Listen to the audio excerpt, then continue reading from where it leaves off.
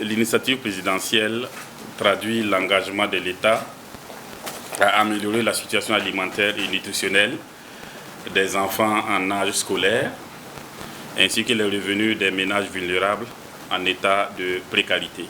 Elle vise à assurer un accès à une alimentation diversifiée, suffisante et saine à tous les enfants en âge scolaire, à l'effet de contribuer ainsi à améliorer l'accès et la qualité de l'éducation au Burkina Faso. L'objectif général de la première session, celle qui se tient présentement, est de faire le bilan de la mise en œuvre de l'initiative au titre de l'année 2022 et d'examiner les perspectives de l'année 2023. C'est le lieu pour moi de remercier tous les membres statutaires que vous êtes pour votre mobilisation et votre constante disponibilité chaque fois que vous avez été sollicité pour la mise en œuvre des activités. L'occasion est aussi solennelle pour réitérer mes remerciements à tous les partenaires techniques et financiers qui nous accompagnent dans le cadre de cette initiative. L'initiative a connu des résultats très probants. Monsieur le président du CTC l'a déjà dit.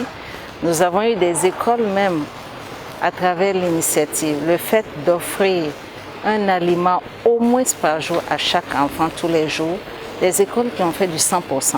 Alors qu'avant l'initiative, ces écoles étaient à peine à 30%. Et c'est ce qui est attendu.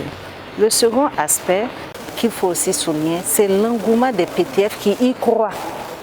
Et le troisième aspect, très déterminant, c'est l'engagement des autorités de la transition aujourd'hui. Et dans le plan d'action pour la stabilisation et le développement, la résilience des populations et surtout l'accompagnement des personnes vulnérables sont fortement inscrits dans ce plan d'action du gouvernement de transition.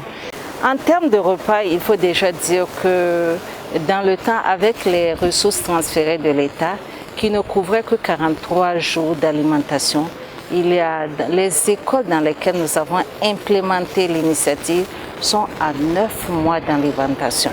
Les résultats sont hautement satisfaisants. En termes aussi d'alimentation, aujourd'hui nous pouvons dire que l'alimentation endogène est très fortement impliquée et prise en compte dans l'initiative présidentielle.